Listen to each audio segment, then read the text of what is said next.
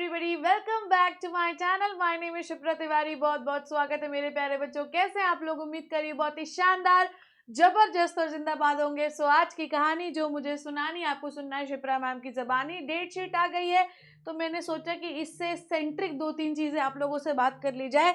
इसके पहले भी मैंने आप लोगों के लिए वीडियो बनाया था कि भाई आप कैसे कैसे जो है हम लोग प्लान करेंगे या हमें कैसे कैसे पढ़ाई करनी चाहिए है बच्चों। सो प्यारे बच्चों, आज हम बात करने वाले हैं कि हम क्या प्लान कर रहे हैं आप लोगों के लिए। तो जैसा कि आपको पता है कि इस चैनल पे आप लोगों के लिए 2 वन शॉट्स आ चुके हैं, that is a human reproduction and reproductive health. और जो तीसरा वन शॉट है वो संडे को आने वाला है, वो होगा ऑर्गेनिज्म एंड इट्स पॉपुलेशन पे, क्योंकि आपकी डिमांड ये थी कि इकोलॉजी पे वन शॉट्स बना दिए जाए। तो नवंबर एंड होते होते तक मैं आपको तीनों चैप्टर के वन शॉट दे दूंगी और इकोलॉजी कंप्लीट हो जाएगी। सो 12th के मोटे मोटे आपके ऑलमोस्ट 2 यूनिट्स कंप्लीट हो जाएंगी, फिर जेनेटिक्स पे हम कूदेंगे। सो प्यारे बच्चों, संडे को वन शॉट आ रहा है और कल आप लोगों के लिए एक बहुत बड़ा सरप्राइज रिवील करूंगी मैं लाइव में, जिस पे जुड़ना आपको बिल्कुल भी नहीं भूलना है। कल जो लाइव है वो आप लोगों के लिए शिप्रा मैम की तरफ से एक छोटा सा गिफ्ट है, क्योंकि मैंने आपको लास्ट लाइव में प्रॉमिस किया था कि मैं वो गिफ्ट दूंगी, तो मैं वो गिफ्ट आप लोगों को देने वाली हूँ। चलिए बच्चे, तो अब हम देखने वाले हैं, अगर आप बोर्ड्स के स्टूडेंट हैं या बेसिकली आप किसी के भी नीट के भी स्टूडेंट हैं बच्चों, तो फुल मार्क्स लाना अब आप लोगों के लिए मैंडेटरी होता जा रहा है, क्योंकि 720 अगर नंबर लाने हैं तो मेहनत तो करनी पड़ेगी। एवरीबॉडी, अगर आप बोर्ड्स के प्रिपेयर कर रहे हैं तब भी आप फुल मार्क्स लाइए तो अच्छा है, घर वाले भी खुश रहेंगे, आप भी खुश रहेंगे, थोड़ा कॉन्फिडेंस लेवल बढ़ेगा। और बोर्ड्स में अगर फुल मार्क्स ला लोगे तो इसका मतलब प्रिपरेशन आपकी 100% हो गई है। 12th का जो है ज़्यादा स्ट्रेस लेने की जरूरत नहीं है, जैसे एग्जाम खत्म होगा हम सीधे 11th की प्रिपरेशन करेंगे, नीट में भी फोड़कर आ जाएंगे। ठीक है, तो क्या हम लोगों का प्लान है, चलिए आइए समझते हैं। मैं फिर से कहती हूँ, एनालाइज द डेट शीट। ये पहला पॉइंट जो हम लास्ट वीडियो में भी डिस्कस कर चुके थे। Please analyse the date sheet. Dates is 2 subjects के बीच में कितना गैप है और आपको किस लेवल की प्रिपरेशन करनी है, ये तभी होगा जब आप अपनी डेट शीट को एनालाइज करेंगे। किसी टीचर की एनालाइज की हुई डेट शीट से आपको कोई टिंडा फर्क नहीं पड़ेगा, क्योंकि आपको आपके लेवल की अभी तक तैयारी पता है कि मेरा कौन सा सब्जेक्ट वीक है और कौन सा सब्जेक्ट अच्छा है। तो सबसे पहले बेटू जी अपना मतलब एनालाइज करो कि हमको कितना आता है और कितना नहीं आता है। ठीक है बच्चे, उसके बाद आपको एक क्रिएट करना है टाइम टेबल। एक रियलिस्टिक टाइम टेबल आप क्रिएट करिए और प्लीज़ मुझे भेजिए। और सवाल ये है कि आप मुझे कहाँ भेजेंगे, तो कांटेक्ट भी होना चाहिए। तो आप मुझे एक तो मेरी मेल आईडी पे भेज सकते हैं, दैट इज शिप्रा.तिवारी। अच्छा, इसकी ब्यूटी ये है इस मेल आईडी की, shipra.tiwari@247.com। ठीक है, तो इस आईडी की ब्यूटी ये है कि जैसे आप इस आईडी पे मुझे कुछ भी चीज़ मेल करेंगे, यहाँ से आप मुझसे पर्सनली कनेक्ट हो सकते हैं, मेरा प्राण खा सकते हैं। तो अगर आपको मुझसे पर्सनली कनेक्ट होना है तो आपको इस पे मेल करना पड़ेगा। ठीक है, और या तो आप इस वीडियो के नीचे एक व्हाट्सएप चैनल की लिंक लगी हुई है, इसको तो सही बच्चों को मुझसे कांटेक्ट करना है नहीं करना, पर अगर आपको मेरे से सामान चाहिए है, कुछ हेल्प चाहिए है, तो आपको व्हाट्सएप चैनल को ज़रूर ज्वाइन करना पड़ेगा। व्हाट्सएप चैनल इसके नीचे लिंक लगी हुई है, इसको आप ज्वाइन कर लीजिए। ठीक है, तो टाइम टेबल आप क्रिएट कर लीजिए। ठीक है, टाइम टेबल का एक वीडियो मैं अलग से बनाऊंगी भी आप लोगों के लिए, पर फिलहाल आप अपना टाइम टेबल करिए अभी। अब आप चाहे आप किसी भी चीज़ की तैयारी कर रहे हैं, रेफरेंस बुक्स जो है उनको आप थोड़ा सा त्याग दीजिए, आप एनसीईआरटी को थॉरली फॉलो करिए। अब मैं आप लोगों को बताती हूँ कि लास्ट ईयर तो मैं नहीं थी इस स्थिति में कि आप लोगों को बोर्ड्स का प्रिपेयर करवा पाऊँ, पर इस बार मैं एकदम रेडी हूँ कि आप लोगों को बोर्ड्स और नीट दोनों का प्रिपेयर करवाऊंगी मैं। तो लास्ट ईयर मैंने बच्चों के अंदर देखा कि वो ना जब उनको कुछ वन शॉट पढ़ाते हैं ना तो उनको वो बोलते हैं मैडम बहुत हाई लेवल का है, जबकि मैं आपको बता रही हूँ कि उनको मैंने एनसीईआरटी के बाहर तो कोई शब्द पढ़ाया नहीं है। तो बाहर कैसे हो गया बेटा? मतलब जब तुमको मैंने एनसीईआरटी के बाहर कोई शब्द पढ़ाया नहीं तो कैसे बाहर हो गया? सो ये ना बच्चे पढ़ ही नहीं रहे। ठीक है, वो कोई कुंजी उंजी उठा लेते हैं, मतलब छोटी मोटी पतली पतली बुक उठा के क्वेश्चन आंसर पढ़ लेते हैं, जय श्री राम, और उस बुक के जैसा क्वेश्चन एग्जाम में आता नहीं है, फिर हमारे सर पे चढ़ के नाचते हैं कि आपने तो पढ़ाया नहीं है। बेटे, जब हम तुझे वन शॉट करा रहे थे तब तू कहाँ सो रहा था? हम तो उस वन शॉट में एक एक शब्द एनसीईआरटी का कवर कर रहे थे। तो चाहे आप किसी भी लेवल की प्रिपरेशन कर रहे हो, चाहे नीट की, चाहे 12th की, चाहे 11th की, अगर तू बायोलॉजी का स्टूडेंट है मेरे बच्चे, तो तेरे को एनसीईआरटी अच्छे से आनी चाहिए। अब तू किसी भी क्लास का है, ठीक है, और एनसीईआरटी अच्छी से आने के लिए तू तो बस मेरे वन शॉट देख ले, उसमें एक एक लाइन एक एक शब्द एनसीईआरटी का कवर रहता है। तो अगर आप लिटरली बहुत अच्छे मार्क्स स्कोर करना चाहते हैं तो एनसीईआरटी के एक एक शब्द का मतलब आपको पता होना चाहिए है, बाकी सीधी सी बात ये है, ठीक है। उसके बाद चैप्टर वाइज स्टडी अप्रोच, इसका मतलब क्या है कि हर एक चैप्टर की एक अप्रोच होती है। अप्रोच का मतलब ये है कि सपोज दैट कि हम सॉल्व कर रहे हैं जेनेटिक्स, ठीक है। जेनेटिक्स में मान लो हम लिंकेज पढ़ रहे हैं, तो लिंकेज को पढ़ने का तरीका अलग है। तरीके का मतलब ये है कि जब तक तुम उसको लिखोगे नहीं तब तक वो तुमको याद नहीं होगा। बायोलॉजी के बाकी क्वेश्चंस भले ही आपको पढ़ के याद हो जाए, पर लिंकेज हो गया, है ना, और आपका डीएनए रेप्लिकेशन हो गया, ट्रांसक्रिप्शन हो गया, ट्रांसलेशन हो गया, ये कुछ टॉपिक्स ऐसे होते हैं जिनको जब तक आप लिखेंगे नहीं दो चार बार तो वो आपको याद नहीं हो सकते। इकोलॉजी में इतने एग्जाम्पल हैं, बिना लिखे कैसे याद होगा, ठीक है। मैं जो आप लोगों को संडे को नोट्स देने वाली हूँ उसमें हर एक चीज़ highlighted, everything is well written, well mannered तरीके से लिखी हुई है, पर फिर भी आप जब तक उनके एग्जाम्पल नहीं लिखेंगे तब तक आपको याद नहीं होगा। तो ये तो हुआ बॉटनी जूलॉजी के तरीके। ऐसे फिजिक्स में कुछ ऐसे होते हैं जिनको बार बार आपको लिखना होता है। तो हर एक चैप्टर को पढ़ने का अप्रोच अलग अलग होता है, तो हर एक चैप्टर की अप्रोच आपको पता होनी चाहिए, और आपको ये भी आइडेंटिफाई करना चाहिए कि हम किस चैप्टर में कमज़ोर हैं और उस पर कौन सी अप्रोच लगेगी। तो ये आइडेंटिफाई कर लो, है ना। कई बार हमारा सब्जेक्ट बहुत अच्छा होता है, जैसे बायोलॉजी बहुत अच्छा है, तो मैंने बच्चों को पूछा कि बताओ कौन सा चैप्टर हम आपको पढ़ाएं, तो बच्चों ने बोला कि मैम आप इकोलॉजी पढ़ा दो। कैसे तुमने आइडेंटिफाई किया कि इकोलॉजी तुम्हें नहीं आता? तुमने ऐसे आइडेंटिफाई किया कि जब हम उसको पढ़ते हैं तो उसमें बहुत सारी थ्योरी होती है, तो मैडम वो कम बखत हमको एग्जाम्पल ही याद नहीं होता। अब वो कैसे याद होगा बच्चों? अब बताओ ना, वो कैसे याद होगा? तो उसको अच्छे से पढ़ाना पड़ेगा, उसको तरीके बताना पड़ेगा, उसको अच्छे से इलैबोरेट करना पड़ेगा, उसके लिए अच्छे से नोट्स चाहिए।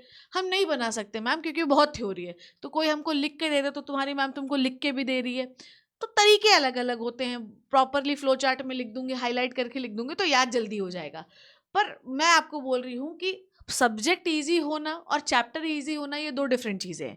सब्जेक्ट हम कब ईजी मान लेते हैं कि अगर 100% सिलेबस में 90% भी हमको आता है तो हम बोलते हैं हमें सब आता है। पर बेटा जो 10% है वही तो तेरा सिलेक्शन है या फुल मार्क्स है। अब वो 10% तू कैसे आइडेंटिफाई करेगा? हमें बोलते हैं कि मैम ये जो 3 चैप्टर है हमको अच्छे से नहीं आते, तो इसकी अप्रोच आप समझो कि क्यों नहीं आते, क्योंकि आप इसको लिख लिख के प्रैक्टिस करो, उसकी डेरिवेशन करो। और याद रखो बच्चों कि ऐसी दुनिया में कोई चीज़ नहीं है जो आप इंसान नहीं बना सकता। हर कुछ बना सकता है यार, हर कुछ। यही तो इंसान की ब्यूटी है कि वो हर कुछ बना सकता है बच्चे, हर कुछ बना सकता है, ठीक है। चलो नेक्स्ट अपन बात करते हैं किसकी बच्चों?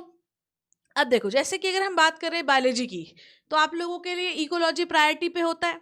ऐसे ही देखो जेनेटिक्स एंड इवोल्यूशन, इसका क्यों करना है, आपको प्रायोरिटी पे क्यों रखना है इन चैप्टर को? क्योंकि इनका वेटेज हर जगह ज़्यादा होता है। समझे नहीं समझे? जेनेटिक्स वाली जो यूनिट है बेटा, ये बाप यूनिट है और इसका वेटेज बहुत ज़्यादा है, क्योंकि इससे बहुत क्वेश्चन आते हैं, बहुत क्वेश्चन, ठीक है। इसके अंदर 2 चैप्टर जेनेटिक्स के अंदर, principles of inheritance and variation and molecular basis of inheritance, बहुत क्वेश्चन देके जाता है। दूसरा जो है ह्यूमन रिप्रोडक्शन रिप्रोडक्टिव हेल्थ, ये हमारी कंप्लीटेड है, ये यूनिट तो हमारी कंप्लीट है। प्रायोरिटी वाले ऑर्डर्स बता रही हूँ बायो के लिए कि कौन से आपको प्रायोरिटी पर रखना है, क्लास 12th वालों, ठीक है। Human health and disease, biotechnology, ecology and environment. अब इसको तुमने जो है आखिरी में रखा है, पर ये तुम्हें नहीं आता, इसलिए हम लोग इसको पहले कर लेते हैं। तो we have done this unit and we are moving to this unit. इस यूनिट को हम नवंबर में कंप्लीट कर देंगे और फिर आएंगे हम लोग किसमें, जेनेटिक्स पे आएंगे। जेनेटिक्स के दोनों तीनों चैप्टर कर लेंगे, उसके बाद छोटी छोटी जो है ये वाली बायोटेक्नोलॉजी वाली यूनिट है, इसमें ज़्यादा कुछ लफड़ा है नहीं, ठीक है बच्चे। तो ये प्रायोरिटी लिस्ट है। अब मैं आपको प्रायोरिटी के हिसाब से तो नहीं पढ़ा रही हूँ, आपको टफ लगने के हिसाब से पढ़ा रही हूँ। मेरा वन शॉट संडे को इसका आएगा। कोशिश करूँगी कि नेक्स्ट वीक में आप लोगों को मैं दोनों वन शॉट्स रिलीज़ कर दूँ। तो नवंबर में मेरा ये ट्रायल है, ये कोशिश है मेरी कि ये इकोलॉजी वाली यूनिट जो है कंप्लीट हो जाए, और दिसंबर में मैं आपके सारी चीज़ें कंप्लीट कर दूँगी। दिसंबर में मैं आपका 12th का वन शॉट्स पूरा कंप्लीट कर दूँगी, ठीक है। फिर उसके बाद ये हो गया 12th की, और फिर 12th की मैं सीरीज़ ला दूँगी, आपके क्वेश्चन प्रैक्टिस करा दूँगी, डन। और जो 11th वाले जो नीट की प्रिपरेशन कर रहे हैं, उसके बाद मैं आपको वन शॉट्स पूरे नीट के 11th वाले दे दूंगी। तो आप दोनों बच्चे बिल्कुल भी घबराना मत, इस चैनल पे मैंने आप लोगों को सब देना है। दूसरी बात यह है कि इंपॉर्टेंट डायग्राम्स, मैं 2-3 जो वीडियोस बनाई उसमें 2-3 बच्चों का कमेंट आया है कि प्लीज़ जो है मैडम आप इंपॉर्टेंट डायग्राम की लिस्ट दे दो। बिल्कुल मैं दे दूंगी, आप स्ट्रेस मत लो, इंपॉर्टेंट डायग्राम की लिस्ट मैं आपको दे दूंगी। इंस्टाग्राम पे आप ज़रूर मुझे फॉलो करिए, क्योंकि वहाँ पर मैं आप लोगों को रील्स के थ्रू ये बताती हूँ कि कौन कौन सी चीज़ें इंपॉर्टेंट हैं, तो प्लीज़ उसको फॉलो ज़रूर कर लीजिएगा, ठीक है। और आप मुझे व्हाट्सएप चैनल पे फॉलो करो, क्योंकि जो भी चीज़ें मैं पीडीएफ वगैरह देने वाली हूँ वो 2 जगह पे दूंगी, एक व्हाट्सएप चैनल पे और टेलीग्राम पे। अब टेलीग्राम को आपको ज़रूरी नहीं कि टेलीग्राम पे पीडीएफ दूँ, पर टेलीग्राम को क्यों फॉलो करना है, क्योंकि वहाँ पे क्विजेस चलते रहते हैं, ठीक है। तो क्लासेस की लिंक भी वहाँ शेयर करती हूँ। तो प्रैक्टिस करना है आपको डायग्राम में वैसे तो आपको सारे ही प्रैक्टिस करना है, पर कौन से इंपॉर्टेंट डायग्राम्स हैं वो उसकी लिस्ट में आप लोगों को अलग से बताऊंगी। और याद रखना कि डायग्राम्स को बना बना के देखिए, ठीक है। ज़रूरी नहीं कि एज इट इज़ छापने की कोशिश करिए, पर ऐसा डायग्राम ज़रूर दिखे कि ह्यूमन रिप्रोडक्टिव सिस्टम का बना रहे फीमेल का, तो फीमेल का ही दिखे, भैंस का ना दिखने लगे समझ गए। तो ऐसा ना हो इंसान की जगह जानवर का दिखने लगे, दिखे इंसान का ही, ठीक है। तो ऐसा बना लो यार, प्रैक्टिस करो, बिना बनाए नहीं बनेगा, है ना। हाथ लिखो, क्योंकि हम अभी तक नीट को, जैसे बहुत सारे बच्चे जो 12th वाले वो नीट प्रिपेयर कर रहे थे, तो नीट का अप्रोच अलग होता है बेटा, उसमें ऑब्जेक्टिव दनादन जो है लगाना होता है। और जब हम 12th में आते हैं तो लिखना पड़ता है, तो लिख लिख के प्रैक्टिस करिए। PYQ, ठीक है, प्लीज एवरीवन, चाहे वो किसी भी लेवल का किसी भी सब्जेक्ट का एग्जामिनेशन दे रहा है, तू कभी भी सक्सेसफुल नहीं हो सकता अगर तू PYQ नहीं करता। तो PYQ की कोई बुक खरीद ले, चाहे तू बोर्ड्स का है चाहे तू नीट का, और नीट वालों तुम्हारे पास तो PYQ बुक होनी चाहिए। मेरे पास तो देखो ये एक PYQ बुक पड़ी है, ठीक है। मेरे पास तो हर ऑथर की, मतलब जो भी लेटेस्ट PYQ होता है हम सब ले लेते हैं। मुझे पता है कि हर क्वेश्चन होगा, ठीक है, पर पता नहीं क्यों PYQ, पता नहीं PYQ करना चाहिए आप लोगों को। PYQ जो है उसको, बुक को देखते ही मुझे लगता नहीं बच्चों के लिए ले लेना चाहिए मुझे, है ना। अब आपको दिखेगा समय समय पर मैं PYQ और चैप्टर की कराऊंगी, यूनिट वाइज करा दूंगी, ठीक है। नेक्स्ट जो करना है मॉक टेस्ट, है ना। अब मॉक टेस्ट जो है ऑब्जेक्टिव वाले तो दे देते हैं, प्रॉब्लम है 12th वालों के साथ। 12th वाले तुम इतना लिखोगे कैसे, पर बेटा जब तक लिखोगे नहीं तो तुम्हें कैसे पता चलेगा कि तुम एग्जाम में भी लिख पाओगे। चल, तू अगर मॉक टेस्ट भी नहीं देना चाहता तो कम से कम तू हर दिन 2 से 4 आंसर लिखा कर, ठीक है। और मैं तुम लोगों को हमेशा ही बोलती हूँ कि when ever you study the biology, ध्यान से समझिए, अगर आप स्टडी कर रहे हैं बायोलॉजी की, ठीक है, अगर आप स्टडी कर रहे हैं बायोलॉजी की, तो मैडम इसमें तो हम पढ़ लेते हैं, लिखते विखते नहीं। सबसे बड़ी गलती यही करते हो। पहले मैं स्लाइड से पढ़ाती थी, फिर मैंने लिखवा के पढ़ाना शुरू किया। क्यों किया? ताकि बच्चा मेरे साथ लिखे और लिख के नोट्स बनाए, नोट्स को कंसाइज किया, आपको बिल्कुल परफेक्ट नोट्स बनाए ताकि आपका सिलेक्शन हो जाए और आपके फुल मार्क्स 12th के हो तो बोर्ड्स में आ जाए। जब भी आप बायोलॉजी की स्टडी कर रहे हैं तो मेक श्योर कि आप फ्लो चार्ट बना के स्टडी करें, क्योंकि आप इतनी लंबी लंबी लाइन रिवीजन के तौर पे नहीं लिख सकते, तो फ्लो चार्ट जरूर बनाएं। दूसरा, आप बनाएं ब्लॉक डायग्राम्स, ठीक है। क्या बनाएं? ब्लॉक डायग्राम्स का मतलब ये है कि कोई भी आप फ्लो डायग्राम या ब्लॉक डायग्राम बनाएं, मतलब इस तरीके से आप लिखेंगे, ये तरीका होता है। ब्लॉक डायग्राम जो होता है ना वो कॉपी को हमेशा ब्यूटीफुल दिखाता है, तो ब्लॉक डायग्राम्स के थ्रू लिखिए। तीसरा, आप क्या कर रहे हैं ना, जहां पर डायग्राम की जरूरत नहीं है वहां पर भी डायग्राम क्रिएट करने की कोशिश करिए। आप लोगों ने मेरे पढ़ाने के तरीके में बहुत इंपॉर्टेंट चीज ये देखी होगी कि मैं बहुत थ्योरी जब भी लिखती हूँ तो उसे 2 पार्ट्स में कन्वर्ट करके एरो कर देती हूँ। एरो में, तो एरो में सुंदर दिखने लगती है कॉपी, ठीक है।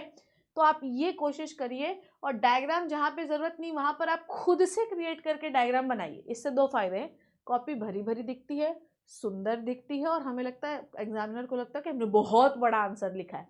बहुत बड़ा आंसर कुछ नहीं लिखा है, लिखा उतना ही है, वो सुंदर दिखाने के लिए हम लोग ये प्रयास करते हैं। और ये तब आपको दिमाग में आएगा जब आप बहुत जल्दी जल्दी, जब आप मतलब खुद लिखोगे, ठीक है। मतलब अगर आप सोचो कि एग्जाम के दिन जो है हमको याद आएगा और हम कोई चमत्कार कर देंगे और हम छाती चीर के राम सीता ला देंगे, तो ऐसा नहीं होगा बोझो आर्मी। हैशटैग बोझो आर्मी मतलब हैशटैग बॉटनी ज़ूलॉजी आर्मी, ऐसा नहीं होगा, ठीक है। ओके, रिवाइज कितने बार? कम से कम 20 to 25 टाइम्स आपका एग्जाम तक रिवाइज हो जाना चाहिए। तो बेटा ये ऐसा है कि दिसंबर तक पूरा कंप्लीट हो जाएगा, जनवरी तुम्हें पूरा रिवाइज ही करवाऊंगी। और सबसे अच्छी बात है कि बायोलॉजी में 10 दिन का गैप है, तो 10 दिन में 1 शॉट पूरे फिर से हो जाएंगे, एक दिन में एक। तो आप इस चीज़ की स्ट्रेस बिल्कुल भी मत लो, हम बेस्ट करने वाले हैं, क्योंकि योर मैम इज बैक, ठीक है। And once your ma'am is back, nobody can hold your hands, ठीक है, to top in your examination, ठीक है। मैं वापस आ चुकी हूँ, और उन सबको बता दो कि कालिया वापस आ गया है। तो अब कभी कभी तो लगता है पुनिच भगवान है। मैं तुम्हें सब प्रिपेयर करवाऊंगी, चाहे 12th हो चाहे नीट हो, इसके लिए मुझे कभी भी उठना पड़े। मैं सुबह 5 बजे, 7 बजे, 6 बजे मैं कभी भी उठ सकती हूँ। Still I am having a small baby, मेरा बहुत छोटा सा इन्फेंट बेबी है, 6 मंथ्स का है वो।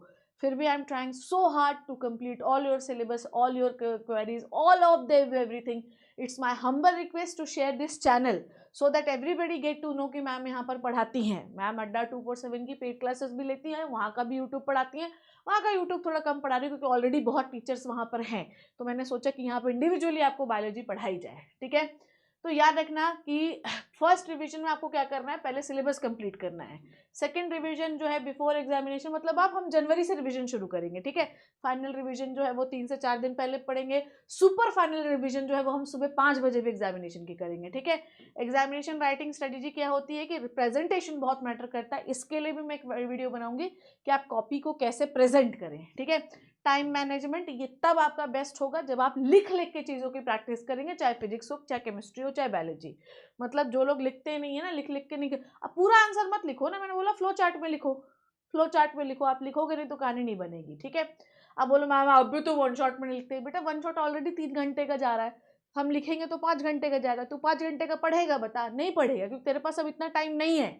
ठीक है, एक स्टे कंसिस्टेंट एंड डिटरमिनेंट, ये वर्ड मेरे लिए भी है कि मैम अब जब पढ़ाने आओ ना, ठीक है, मैं बोल रही हूँ कल तुम्हारे लिए बहुत भयंकर लाइव है, मतलब सरप्राइज है, दया सरप्राइज है, दरवाजे के पीछे एक बहुत इंपॉर्टेंट चीज़ है जो मैं कल लेके आने वाली हूँ। ठीक है, तो कंसिस्टेंट रहना बहुत ज़रूरी है हर किसी के लिए। अगर आप सोचते हैं एक दिन पढ़ लें 4 दिन बाद पढ़ेंगे हमें तो सब आता है, तो बेटा सबको सब आता है, सब भगवान बन सकते हैं, पर भगवान एक ही होता है, वो भगवान जो सबको बराबर से आशीर्वाद देते हैं। ठीक है, तो इसलिए अगर आप भगवान बनना चाहते हैं तो आपको पढ़ाई रोज करनी पड़ेगी, मतलब आप विष्णु और शंकर जी नहीं बन जाएंगे, पढ़ाई के भगवान बन सकते हैं। ठीक है, सो स्टे हेल्दी, खाना भी हमेशा ही, मतलब आप कंसिस्टेंट तब रहेंगे जब आप खाना अच्छा खाएंगे, एक्सरसाइज करेंगे। ठीक है, जैसे कि आप देखो कि आई वेट 290 kg। ठीक है, अभी जस्ट 1 महीने पहले मेरा वेट 90 kg हुआ करता था बच्चों, but due to the consistency and healthy diet मेरा वेट रिड्यूस होता जा रहा है। और एक दिन ऐसा आएगा कि तुम पहले वाली शिप्रा मैम वाली हेल्थ भी देखने लगोगे, because I am consistent. Now I am trying to consistent in the YouTube to give the success to my babies, to my बड़े वाले बेबीज, छोटा वाला तो सोया हुआ है। ठीक है, एवरीबडी मैं आ चुकी हूँ, और याद रखना आप वही हो जो आप सोचते हो, आप वही बनोगे जो आप बनना चाहते हो। तो अगर आप रोतलू इंसान बनना चाहते हो तो रोतलू ही बनोगे। मैं फिट बनना चाहती हूँ तो देखना तुम 1 महीने बाद में कितनी फिट हो जाओगे। देखना अगर मैं यूट्यूब में कंसिस्टेंसी से रहना चाहती हूँ, मेरा डिटर्मिनेशन है, तो मैं रहूंगी। अब यही डिटर्मिनेशन आपके अंदर भी होना चाहिए कि yes ma'am we can do it, हम एक साथ मिलकर कर लेंगे। ठीक है बच्चों, so everybody thank you so much. It's my humble request to share the channel, like the video, and comment section में जरूर बताना कि ये वीडियो कैसा लगा। फुल एनर्जेटिक, फुल एंथुसियास्टिक लगा या नहीं लगा? इतनी क्लासेस लेने के बाद भी मैं अगर आपके लिए इतनी मेहनत कर रही हूँ तो it's your responsibility to share the channel, to subscribe the channel, और सबको बता दो कि queen is back. Bye bye.